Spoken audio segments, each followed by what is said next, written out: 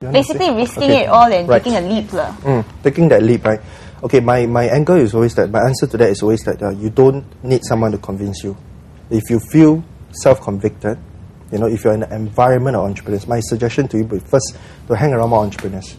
Because by hanging around more entrepreneurs, you can go for things later. See what they say. Slowly, it also depends also on what kind of entrepreneurs you are. Do you start with a big amount of capital, or you're starting with something like 20, 30, 40, 50,000? Smaller amounts, but you build it up. Actually, the path is very different. Right? I have friends who started with $500,000 capital. I started with $2,000. So the path we took is very different. It's not to say which is faster or not, but the way we grow the business is different. So in terms of your question, first of all, it would be to hang around more. Slowly and slowly, you kind of find out for yourself whether this is suitable for you or not. One discussion, and we totally agree on this, is that as we started, we thought that one day entrepreneurship will lead us to, as we have more stuff, we will have more time. But both of us totally agree that as we have more stuff, we end up having less time for ourselves.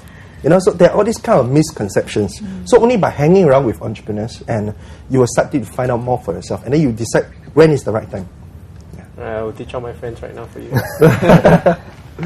Yeah. So. Okay. Interesting. You want to add anything?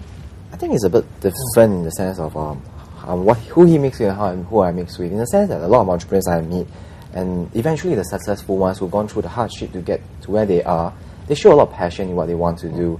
I mean, I have seen people who reach probably a 10K salary from a big corporate office, and then one of the top jobs they have, to go in to start their own business when they actually have 2 kids and a wife to support. But they came out to do, and the very reason they came out is they didn't really like their job. They want to do something that they love to do, and that kind of satisfaction they get from their job is something that money can't buy. But of course, they have to balance it. They have to earn X amount of dollars a month to support the basic living. But it's something that gets them lifelong. I mean, for my case, why I started business, one of the key reasons, it's not about money. But I don't want to spend 50 years of my life, 60 years of my life doing something that I hate to do every day. Going to office, 5 o'clock, tell myself, hey, is it enough time? Is it about time to leave? No, I don't want to do that.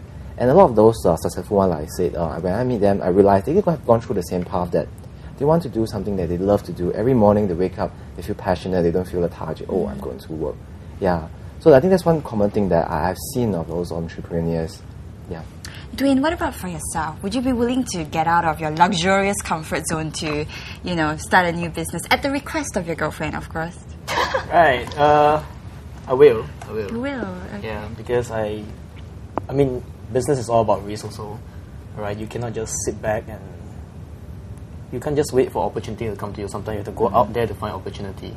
So what I think is, I would very much want to be in this position whereby I can watch my business grow, and I'll enjoy the fruits of it myself. At the end of the day, I think it'll be very fruitful. I mean, of course, like what the guys have said, good mentors, good guidance, and mix around more with those entrepreneurs, and you'll bring you somewhere, I believe. Yeah. Right. I think we're all very lucky here because we all have jobs that we love. Hear that, boss? Anyway, Celene went out and spoke to Corrine Ong. I think she's an advisor for undergrads, right? Yeah, just like a career advisor. So she has some advice for graduates who are going to come out to the job market soon. Yeah, so she's going to enlighten us on some of the labor and job market trends as well. So let's take a look. There's a change in terms of the type of jobs that they're looking for. Mm-hmm. What we are seeing now is that there's more internship opportunities for the students. Yeah, because that's in one way employer cope with the cost cutting, whereby it's more expensive to hire staff. So instead, they hire interns. So we are seeing more internship opportunities. Yeah, that's one. And we're also seeing different type of jobs, whereby it's moving towards more the project type of jobs. Jobs that are more contractual and on a short-term assignments. In times like this, that is where you have to give yourself more options rather than just focus on, say, banking is the one for me. It might make better sense to actually give yourself more options, to look at other industries beyond banking. Like even the government sector. The government sector is aggressively hiring. I just heard the MOE is hiring lots and lots of teachers. So keep your options open. Look at other sectors. There are other industries that are still hiring. Like for instance, industries in the gaming sector. Yeah, I just heard one of the gaming companies hiring 150 programmers. So there are jobs available. If we have one or two offers, it's considered very good. And in good times, we have students who are very choosy in terms of the location of the place. I mean, they won't even think twice if they were to work in Tuas or Jurong Island, or they won't not even consider a job that is only a contract for 6 months. Yeah. So when in such difficult situations, you have to learn to adapt and be more flexible, because any working experience will help to add value to your resume. So we are talking about an era of global competition, be it in business as well as in talents. Yeah.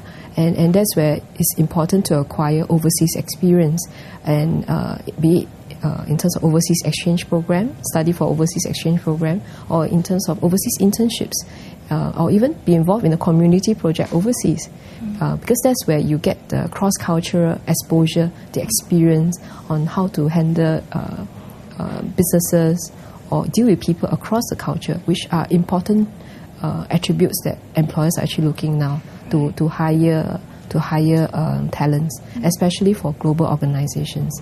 Yeah, so this could be a good opportunity during this lull period for the students to be involved in this sort of exposure. I would say that my observation that Singaporean youth compared to the other foreigners youth,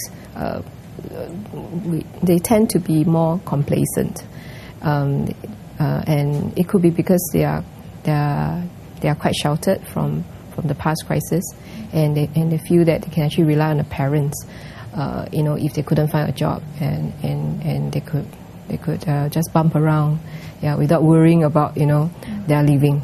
In times like this, whereby the recruiter will be flooded with so many resumes, so many people after fewer jobs, that is where the student have to be more aggressive.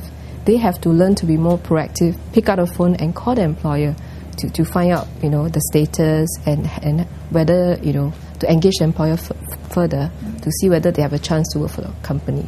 So think unconventional, be aggressive, apply to the companies directly through their website, even though there could be no positions advertised. Participate in networking sessions. Depending on the industry that you're interested in, go for the networking session. You may have a chance to meet up with your potential employers, and that's where you can even network your way to the job. Yeah, so think unconventional, and also rather than sit around at home, acquire working experience so that you don't waste the time.